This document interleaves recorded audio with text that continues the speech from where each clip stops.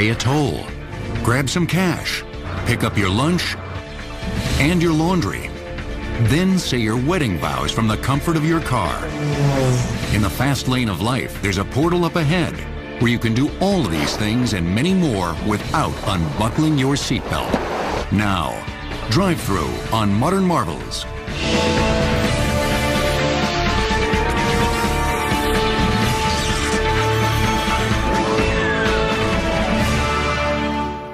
Okay, what can I get for you? Yes, I'd like quarter pounder with cheese meal. I have a Big Mac extra value. A Happy Meal cheeseburger. Lunch shift at a McDonald's restaurant in La Puente, California. Rush hour. It's going to be $2.87 at the middle window, please. This state-of-the-art quick-serve restaurant with its double-lane drive-through system will serve over 200 orders between 11 and 2. Your total comes out to $4.51 at the first window, please. Thank you.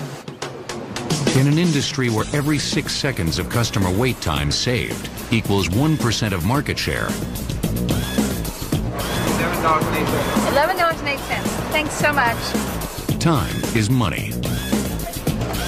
Inside the restaurant, computerized ordering systems and wireless communication tools help employees shave seconds from each transaction. Outside, customer visual displays speed up the ordering process.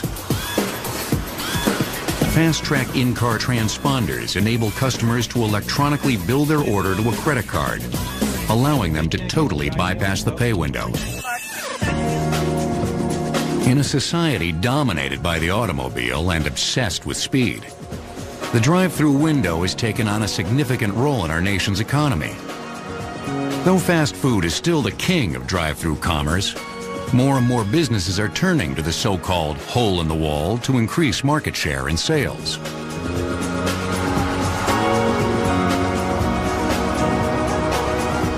Tobacco shops, liquor stores, you name it. We get orders for all kinds of strange places. Will you take Robert for your husband? I will. Drive-through business continues to grow in many cases to represent 50 to 60% of our business now. The drive-through and the speed of service aspect, the convenience aspect, has become embedded in the culture.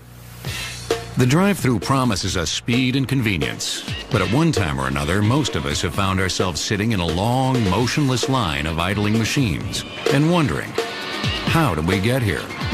Well, folks, we got here by car. In the early 1900s, the automobile was considered a high-priced toy for the rich racing set, until automotive pioneers like Henry Ford, using assembly line mass production, brought the price of the car within reach of the average family. For the first time, the house, the homestead, is not the center of leisure for the family. The family has a new toy, if you like, a new tool that individual family members could go out of the town to the countryside to different areas. Now the real race was on. For the first time in history, the masses were set free from the limitations of horse, steam, and rail. The car broadened our range of travel, but just as importantly, it delivered a new dimension to our experience. Speed. Speed on a personal, private level. The automobiles taught us to think in miles per hour rather than in miles per day. But with all its potential power, this new phenomenon was dependent on a smelly petroleum byproduct, without which it was just another shiny stationary object.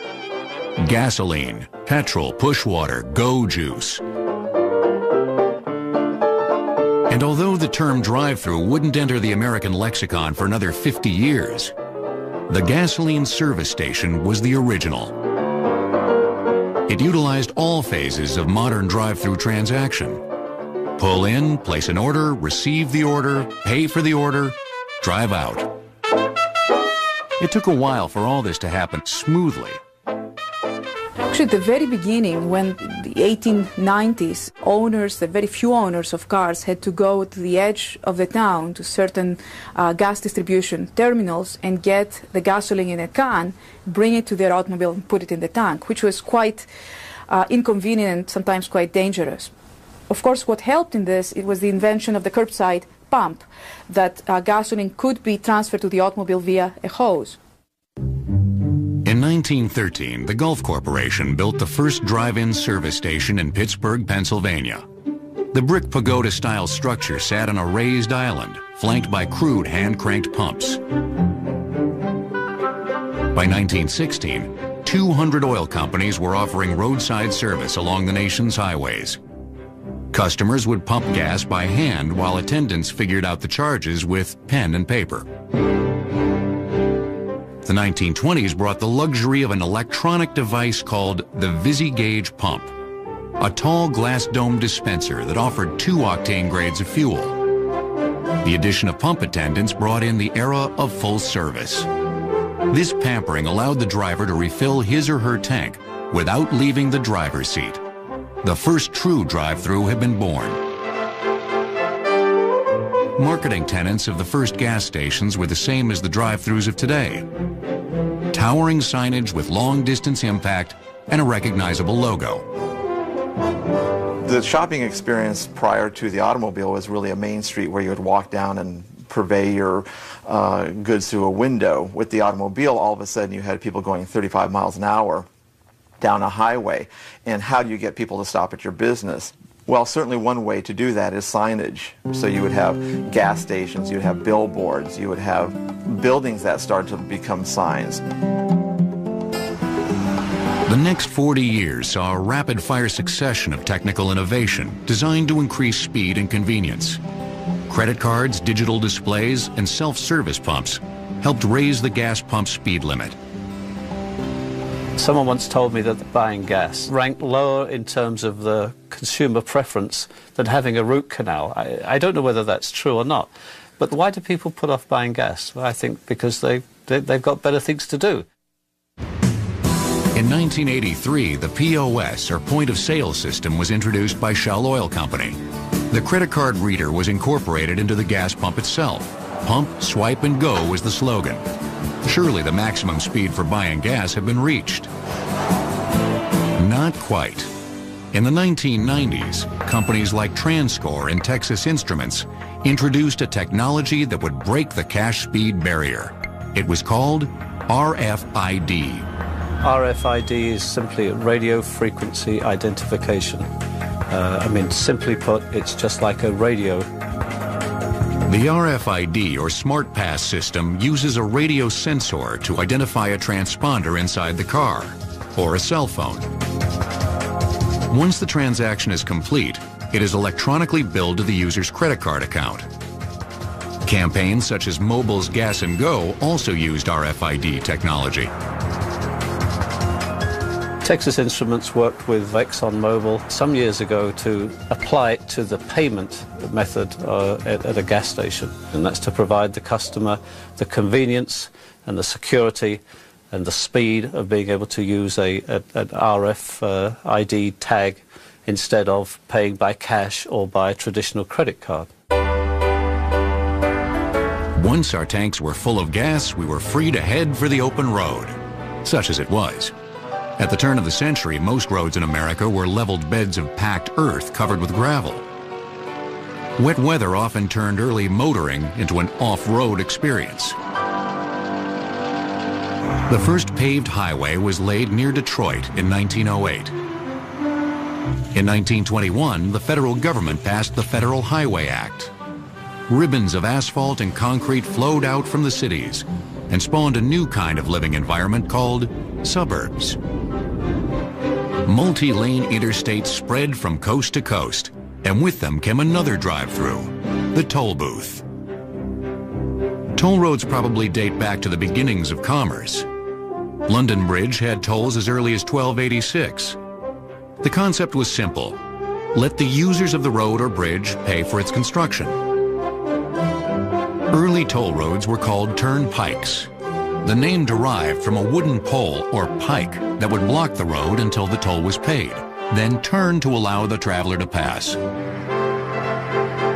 In 1935, the first major American toll road, the Pennsylvania Turnpike, was built connecting Pennsylvania with Ohio and New Jersey. It was a financial and engineering success and spawned imitation across the country. The years from 1945 to 1956 saw rapid growth in toll roads and bridges. But soon, the ever-rising numbers of cars began to choke the toll plazas and clog the on-ramps. For instance, the toll is 25 cents and somebody hands over a dollar bill. So you've got to find the change and hand that change over. And literally, when there are at peak travel times, when there are thousands of people, then it all accumulates. One attempt to standardize toll money in the form of tokens helped speed things up somewhat. But still, the lines grew. Some attendants were replaced with catch baskets that used gravity to funnel the coins down into coin counters. But poor aim and incorrect amounts still snarled the lines. Fortunately, in the 1990s, the same technology that had sped up fuel delivery came to the rescue of the beleaguered tolls. RFID, the Smart Pass. Improvements to the RFID technology now allowed cars to be scanned and billed without even stopping. Drivers could pay their tolls at 50 miles an hour. The number of vehicles moving through the plazas rose from 180 per hour to 720 per hour. Faster and faster, the gas stations fed the cars and the tolls fed the highways. But who was feeding the drivers and passengers? Next, we'll meet the boss hog that brought the car and the meal together. Fast food. Since the birth of the car, an estimated 0.5% of the American landscape has become paved road. Drive-Thru will return on Modern Marvels. By 1920, there were 8 million cars on the American highway. Not all of this travel was related to work. The automobile had created a new pastime: motoring, touring, Sunday driving. As it became evident that people enjoyed spending time in their cars, it was only a matter of time before someone reasoned that they might like to eat there, too. Though it is widely assumed that this phenomenon began in California, it actually happened in Texas. In 1921, the first drive-in in the world was open. That was the Pig Stand. And the idea came from J.G. Kirby, who was a mercantile in Dallas. And he approached Dr. Reuben Jackson, who was a prominent physician in Dallas, with the idea of opening up a drive-in restaurant. And the idea was to serve people exclusively in their cars, not have any inside service, have waiters to come out to the car. Dr. Jackson had the capital to fund the project. Well, Mr. Kirby, he was famous for his quote of saying that people with cars are so lazy that they don't want to get out of them to go eat. And that prophecy proved to be very true. Recreational driving had spawned recreational dining. The drive-ins created a kind of roadside theater. The main performers were waiters. They hired young boys to be the waiters, 13, 14 years old. And they developed a game where when they would see the old Model Ts turning in toward the curb, they would race out, and whoever got on that running board of the old Model T, that was their customer. So it became a real competitive thing. And that's where the term car hop originated, because they hopped on the running board. The 1930s saw a neon explosion of drive-ins across the sun belts of Florida, Texas, and California. Signage and architecture became more and more outrageous in its attempt to yank hungry motorists off the highway. So you have this whole phenomena of this kind of California crazy pop architecture phenomena where buildings all of a sudden start to look like the objects that they were selling. So giant ice cream cones would appear.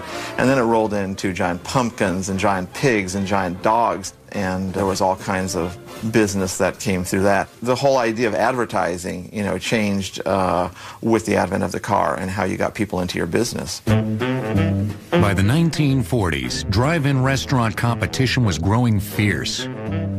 Drive-in owners fought for market share using any gimmick they could think of. One of the first major changes was to add sex appeal. They discovered that women had obviously much more appeal to be doing this kind of activity. So then the owners of some of these restaurants start to costume the car hops in various get-ups. So you might go to one restaurant that was themed, say, in Mount Vernon kind of motif. One would come out in hooskirts, and the other was just like a man as a butler with this kind of southern antebellum feel to it. Business boomed as the drive-ins reproved the old adage, sex sells. Down in Texas at Civil's drive-in, the owners there put their waitresses in very abbreviated costumes made out of satin and shorts. Immediately there was an uproar by people saying, now you're really gone too far. There was a lot of protest, but it became such a phenomenon. Life magazine featured one of the car hops on the cover, that this now became the standard. So they had these large plumed hats that look like drum majorettes, abbreviated costumes. Having a sexy dame feed you was pretty appealing in that 40s period. By the late 1940s, the drive-in concept was beginning to show signs of stress. And there were a lot of problems with drive-ins. They had a lot of theft of plates and silverware, which drove them nuts. You had all of the fry cooks fraternizing with the socializing with the car hops, and they oversaturated the market. There was only so much that this niche could carry. So you start to see, you know, the whole structure of this restaurant industry changing and its relationship to the car. Teenagers, in fact, were really one of the major parts of killing off drive-ins. They would play their radios and they would order Coke and French fries because what you had, 15, 20, 30 spaces occupied by a bunch of rowdy teenagers who wouldn't leave. They scared away the family, which was the bread and butter of these drive-in restaurants. The industry needed a new system to remedy the problems and to get family business back into the restaurants. It found the answer in San Bernardino, California. It was the brainchild of a couple of brothers from New England. Their names were Maurice and Richard McDonald. The McDonald brothers had a drive-in very much like all the other drive-ins that existed in California in the early 40s. It was a unique shape. It was an octagon, but it also had all these car hops. In 1948, the McDonald brothers decided to take a gamble on a completely new concept. They did something that few business operators dream of doing. They took a drive-in that was making $100,000 a year for them net. They totally shut down their restaurant. They took the menu down from 35 items down to 9 items. They got rid of the car hops. They got rid of the silverware and the flatware. 3 months later, they reopened with a restaurant that no one had seen before. No one. This new restaurant was a self-serve drive-in that turned the customers into car hops. It was essentially a walk-up window that promised a limited menu of fresh and tasty, inexpensive food served at extreme speed. Everything was built on speed. And that was a whole different concept. They called this concept their speedy service system. They could turn around an order in as fast as 15 seconds. You could walk up to the counter, order a hamburger, order a milkshake, order a fries, their all-American meal as they called it, and get out of there in 15 seconds. That was totally new. By 1952, from this little hamburger stand, these guys were doing $350,000 in revenue a year. That was unheard of. As word spread about this new speedy system, San Bernardino, California became a mecca for restaurant owners looking to increase speed of service. Everybody was going to San Bernardino in the food service industry to figure out what these brothers had done, and they all started to copy it. Glenn G. Bell Jr., a San Bernardino native who patronized McDonald's regularly, applied the speedy service system to a Mexican food menu. His restaurant chain would later be named Taco Bell. In 1953, Keith G. Kramer visited the McDonald Brothers restaurant, then returned home to Daytona Beach, Florida. The restaurant he opened, Instaburger, would later become Burger King. A year later, a milkshake mixer salesman named Ray Kroc visited the McDonald Brothers restaurant to find out why such a small operation was ordering so many of his multi-mixers. Upon seeing the speedy service system in action, Kroc realized he had walked into a gold mine. He persuaded the McDonald brothers to sign a contract, giving him the sole rights to franchise their operation across the country. The brothers would receive 0.5% of all sales. On April 15, 1955, Kroc opened the first McDonald's franchise in Des Plaines, Illinois. 5 years later, there were 200 McDonald's restaurants. By the late 60s, the fast food industry was a multi-billion-dollar giant. McDonald's, Burger King, Jack in the Box, Carl's Jr., KFC, and many others were battling for America's fast food dollars. Training academies such as McDonald's Hamburger University schooled managers and crews in the art and science of fast food preparation. But reports from the frontline trenches repeated the same demand: the need for speed. We have to be faster. You need to produce the same kind of speed of service day in and day out, whether it's 11 o'clock at night or 10 o'clock in the morning. So this led to a great deal of interest in techniques of improving the speed of service.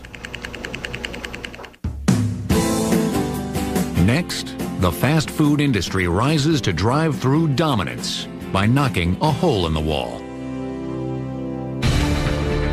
In the year 2000, Americans spend over $110 billion on fast food. Drive-through will return on Modern Marvels.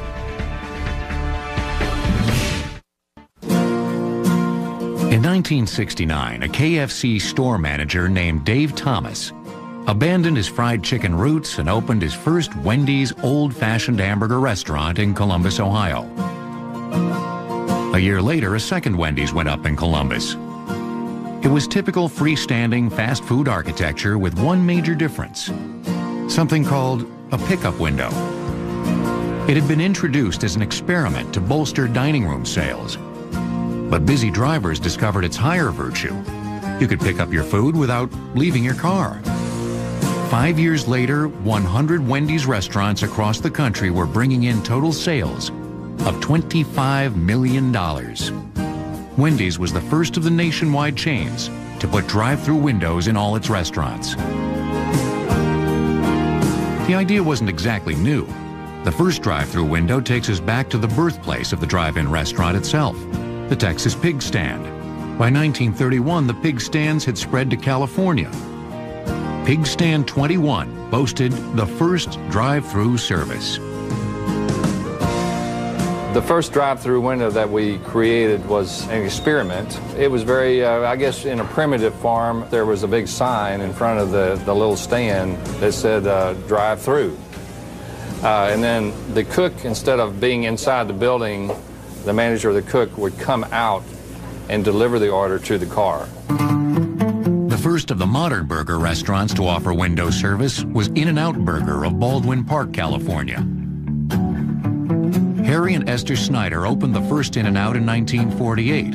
Unlike McDonald's and Burger King, the Snyders resisted franchise fever, and to this day, In-N-Out remains a family-owned company, with restaurants in California, Nevada, and Arizona. McDonald's resisted the drive-through concept until a store manager in Arizona took matters into his own hands. The first drive-through at McDonald's was started in 1975 in Sierra Vista, Arizona. One of our franchisees there saw that he had a huge opportunity in being able to serve the military folks there because they were unable to come into his restaurant in uniform.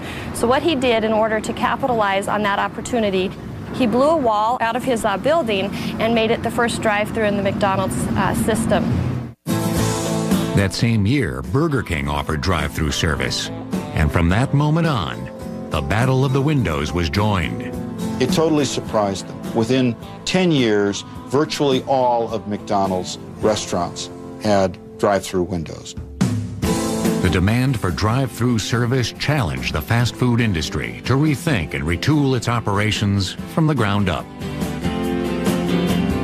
Ready Access Pass-Through Window Systems of West Chicago, Illinois, was one of the first manufacturers of drive-through windows.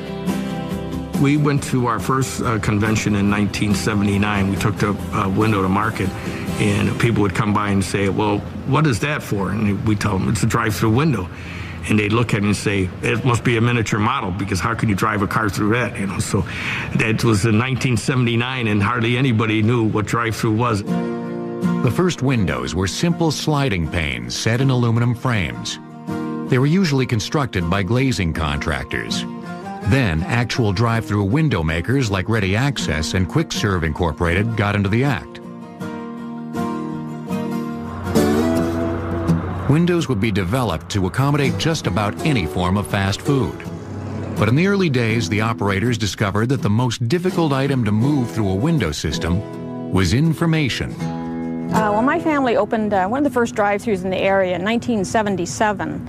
And at that time, the technology was pretty primitive. It was actually just a regular speaker that actually was positioned in the drive-thru booth, and the person working in drive-thru had to physically stand in front of the speaker to listen to what the customer was ordering at the drive-thru menu board. Once the information got inside the restaurant, a whole new set of challenges arose. In the early days, we were writing things down on menu pads.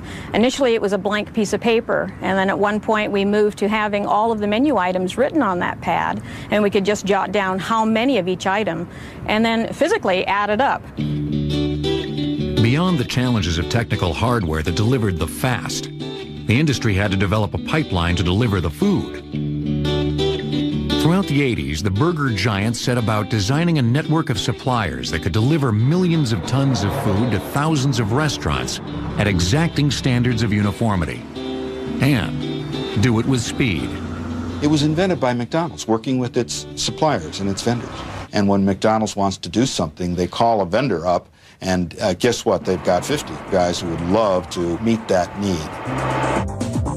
Exacting specifications were sent out to meat packers, bakers, farmers, and condiment makers. The message was clear. If you want to sell to us, you have to make it our way. Of all the products that passed through the drive-through window, no single product was heaped with such lavish technical and scientific attention as the French fried potato. It was the perfect car-friendly eat-while-you-drive food. Americans consume an average of 30 pounds of fries per capita each year, for a total of approximately 4 million annual tons. Hence, every phase of French fry production is monitored from soil to seasoning. Companies like J.R. Simplot and Lamb Weston in Idaho figured out how to deliver fries the way fast food giants wanted them. They built mammoth French fry factories that could turn out 1 million pounds of fries a day. Mountain ranges of whole potatoes are washed and sorted again. Their skins are blasted off in kettles of pressurized steam. The spuds are then fired through a device called a water gun knife, where a lattice of carbon steel blades sections them into fries of uniform thickness. Further downstream, another set of cutters uses laser beams to ensure a perfect eat-while-you-drive length. After several more layers of inspection, the fries are blanched and partially fried, then bagged and fast frozen for their trip to a restaurant near you. And as the speed of life moved ever faster, that restaurant was moving more and more mountains of burgers, fries, and drinks through the hole in the wall. I'm fine, how are you? Next, we'll see how advanced technology took the drive-thru to the next level of speed and accuracy. The average American eats approximately 120 burgers per year. Drive-thru will return on Modern Marvels. Ready Access pass-through window systems makes drive-through windows for most of the major fast food chains. In their West Chicago plant, they turn out almost 4,000 windows per year. They're designed to withstand a lifetime of abuse. Doors open 30, 40 times in a building, and then the drive-through probably open 2,000 times a day. You know, it's just opening and closing. And so we have to build a product that's going to withstand, and because everyone operates the window a little differently. Raw materials are distributed to the various assembly lines. Each window is assembled by hand using the latest in technology and materials, including some from the aircraft industry. What we tried to do over here was to try to come up with parts and pieces in the window that we wouldn't have to replace. Like on the 275, we don't just use regular rollers. We use stainless steel aircraft rollers so they won't freeze or bind up in the wintertime. 7 years, we've never replaced the roller. The windows range in complexity from manual to semi-automatic to fully automatic. Once the frame is completed, the glass panes are fitted to the track mechanism. The final operation is testing. On our electric windows, we run 48-hour tests to make sure the boards burn, everything is in sync and running the right way. So if something happens or there's a malfunction, we want to get it to happen in the plant, not anyplace else. Today's drive-through window is the last stop in a high-tech communication and delivery system. We kind of break the drive-through down into three separate areas. Let me order a Happy Meal cheeseburger. The ordering points, which is at the menu board, the pay window or cashier window, and then the present window where you actually pick up the food and drive away.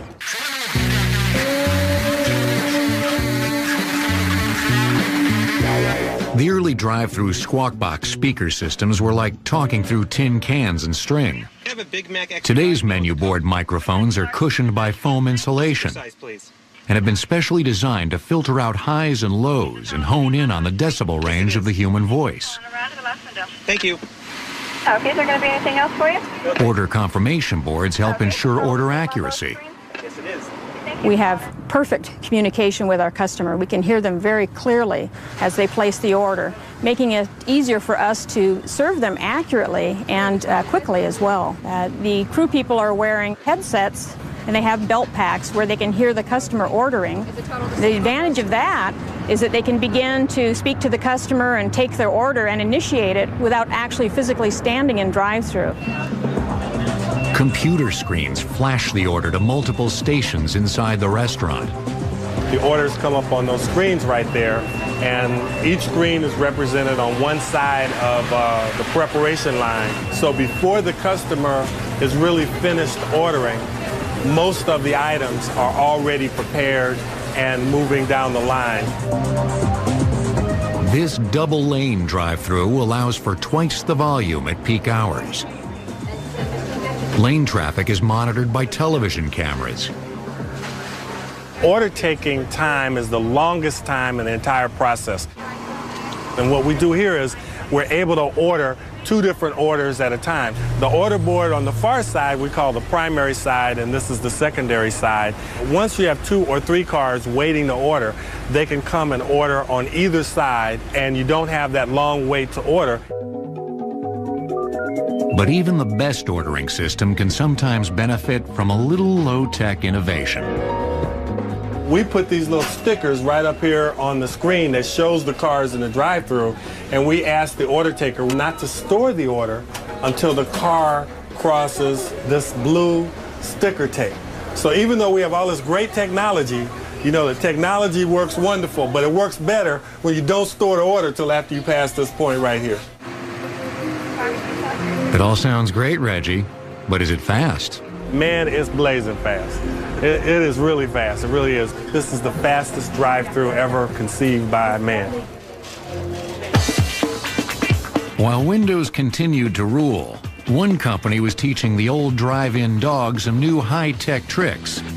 Its rapid rise in the market had been called by some the Sonic Boom. Sonic started out as the top hat drive-in during the 1950s. Rather than abandon the car hop concept, Sonic sought to streamline the process, using the same high-tech tools as the other fast food chains. I think people have a misconception about drive-ins, that it's slower than a drive-through lane, and actually, at least at Sonic, it's quite the contrary. Our average ticket time is about 4 minutes or less. And the beauty of a drive-in concept that I think has so much appeal is that the customer is the person that's empowered in a drive-in concept because you have your own menu, you don't have anybody sitting behind you impatiently waiting for you to decide what it is you want to eat. These high-tech car hops don't do any hopping onto running boards.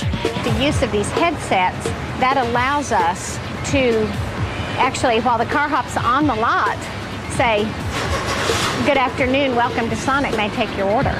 And so the customer knows we've heard them, we're responding to them, and that we will prepare their order. As competition increased, fast food chains continued to look for more speed. They searched for ways to control and manipulate every phase of the drive-through process and to identify the slow spots. Phase Research Timer Systems of Santa Ana, California, provided computerized timing tools that could break down the process to its smallest increments. The old saying goes, in order to manage something, you have to measure it. And hence the interest arose in the early days in somehow having a reliable, representative, accurate way of measuring the times for the cars as they were going through. Doing it for every car, all day long, every day of the week, every week of the year. As technology improved, these time measuring devices became more and more sophisticated. How much time at the cash transaction? How much to pick up? How long at the menu board? How long was it taking to greet the customer when they first arrived at the menu board before someone asked them, "May I take your order?" One of the problems they found was the same old bottleneck that had plagued the gas stations and toll roads. Because coins are involved, getting a wallet out, finding a purse, finding the right change, making the right change inside of the store for the customer, possibly changing a $50 or $100 bill, the slowdown that may occur when somebody gets change and they drop it in their lap. Think tank gurus and efficiency experts racked their brains for a solution to the pay window problem. But in the end, the answer came from the trenches. Actually, the light bulb for transponder technology came home as I was driving home from one of these McDonald's drive-through meetings one day. I drove on the tollway, and it just came to mind that, gee, wouldn't it be cool if you could use this same technology at McDonald's that I'm using on the tollway? Why not? Once again, it was RFID to the rescue. Although the new transponder technology is still being tested by McDonald's and other fast food chains, the early results are very promising. Our fast track, we get about 500 or so cars a day, so you'll get it quite a bit. How would this be on your fast track today? This is the device that actually is placed in the customer's window in their car. When the customer drives into the drive-through lane, there's what we call a reader board above the drive-through lane that picks up this radio frequency. So we ask, would you like to put that on your transponder today? Hi, would this be on your fast track today? Yes, it will, please. If they say yes, then they simply verify the total on the customer order display with the total on their order pad. Is the total the same on both screens? Yes, it is. They say yes, they simply go to the pickup window and take their food away. Taking the food away is just what we've been doing for the last 25 years. In this short span of time, the drive-through window has gone from a promotional experiment to a $250 billion business and an icon of our culture. Next, we'll roll down our window on some other industries that are selling more than just burgers and fries.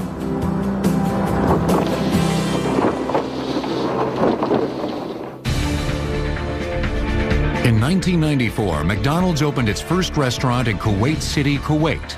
On opening day, the drive-through line was 7 miles long. Drive-through will return on Modern Marvels. Although fast food may have made the most noise and money, it wasn't the only player in the drive-through revolution. A diverse and sometimes unlikely assortment of industries had been catering to car-bound customers as far back as the 1930s. In 1932, the first drive-in movie theater opened in Camden, New Jersey. Now drivers could watch a talkie while eating in their cars. One spiritual spin-off of this was the drive-in church. where car-bound congregations could worship from behind the wheel.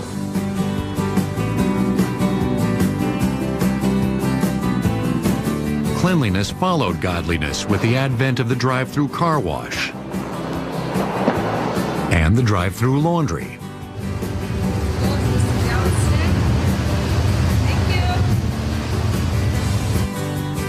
As more and more industries attempted to exploit this window of opportunity, a formula began to emerge. Drive-through works wherever you have something where the customer wants to do it fast, and the vendor is currently doing it slowly. One industry that fit this definition was banking. In the late 1950s, banks began to offer drive-through service using dedicated tellers inside drive-up booths.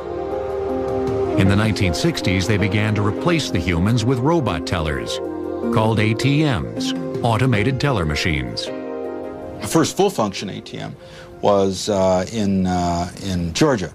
It was a DocuTel machine that was installed in 1968. Where did they install it? In a branch. It made no sense. They didn't even install it outside the branch. You had to walk in the bank for security reasons. But by the mid-70s, late 70s, you started to get machines that were built, and they were perfect for a drive-through. Everything was positioned so the driver could work everything without getting out of the car. One institution not usually associated with speed got into the act in Las Vegas, Nevada. At the Little White Wedding Chapel, Charlotte Richards, the high priestess of drive-through matrimony, has been performing these services for backseat brides and grooms for over 35 years. The inspiration for the drive-through wedding was that I saw so many people that were handicapped, and I thought, what a nice way for them to come, and that way they don't have to spend a lot of pain getting in and out of their vehicles and so on. Not all drive-thrus are about making money. Drive-through flu shot clinics and voter registration stops offer car-convenient community services. Today, drive-thrus are catering to a wider range of human needs than ever before, including death and taxes. Some communities are now trying to prohibit new construction of drive-thrus, citing problems of traffic, noise, and pollution. But have we come too far to go back now? I know there's a lot of city fathers that would like to eliminate drive-through because it's a hassle, it's traffic hassle. I think drive-through's here to stay.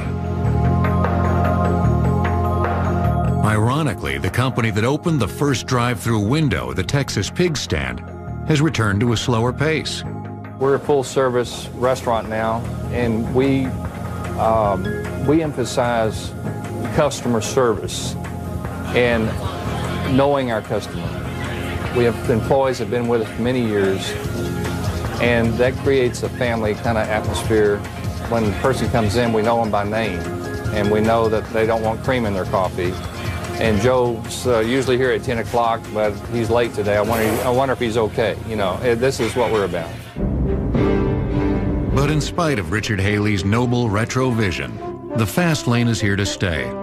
It is up to us to choose the speed at which we will live. So tonight, what do you say? We leave the car in the garage, open a nice bottle of wine, and sit down to a nice home-cooked dinner, slowly savoring the good things in life. Are you kidding? Who has time for that? I'll just grab a burger on the way to pick up my laundry, get gas at the bank, get a flu shot, register to vote, stop car wash, ooh, get married, get stamps, grab a coffee, pay my tax, pay toll, pay my respects, do my recycling, go to confession, pick up the